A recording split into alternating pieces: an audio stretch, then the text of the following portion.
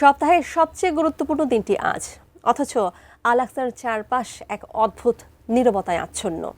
যে পথ দিয়ে হাজার হাজার মানুষ প্রার্থনার উদ্দেশ্যে আসতেন, সেখানে আজ কেবল বুটের শব্দ আর ব্যারিকেডের স্তূপ। একটি সিদ্ধান্তের প্রভাবে পাল্টে গেছে এই পবিত্র শহরের চেনা দৃশ্যপট। হঠাৎ কেন বন্ধ করা হলো আল আকসাতে পবিত্র জুম্মার নামাজ, তা নিয়ে বিস্তারিত জানাচ্ছেন মিরাজ হোসাইন। মুসলমানদের অন্যতম পবিত্র স্থান ফিলিস্তিনের দখলকৃত জেরুজালেমের আল আকসা মসজিদ। প্রতি শুক্রবার যেখানে লাখো মুসল্লির ঢল নামে, আজ সেখানে কেবলই শুনশান নীরবতা আর কড়া সামরিক পাহারা। ইসরায়েলি প্রশাসনের নজিরবিহীন নিষেধাজ্ঞার কারণে ফিলিস্তিনিরা আজ জুমার নামাজ আদায় করতে পারছেন না। সংবাদ মাধ্যম আল জাজিরা বলছে, বৃহস্পতিবার এক বিবৃতিতে চলতি সপ্তাহে জুমার নামাজ স্থগিতের এ ঘোষণা দেয় ইসরায়েলি বেসামরিক প্রশাসন।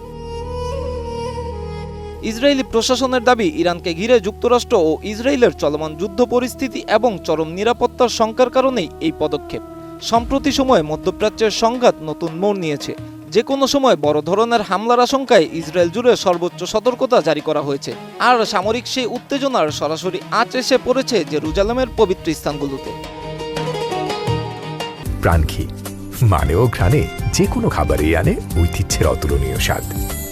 প্রাণঘি ঘ্রাণেই পরি। ইসরায়েলি বেসামরিক প্রশাসনের প্রধান ব্রিগেডিয়ার জেনারেল হিসাম ইব্রাহিম বলেন, নিরাপত্তা পরিস্থিতির চরম অবনতি হওয়ায় জেরুজালেমের পুরাতন শহরের সকল পবিত্র স্থান শুক্রবার বন্ধ থাকবে।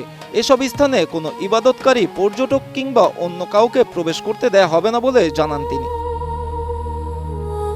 নিষেধাজ্ঞার এই খাড়া শুধু মুসলমানদের আল আকসা মসজিদেই পড়েনি, বন্ধ করে দেয়া হয়েছে ইহুদিদের ধর্মীয় স্থান ওয়েস্টার্ন ওয়াল এবং খ্রিস্টানদের পবিত্র চার্চ অব দ্য হোলি সেপালকার।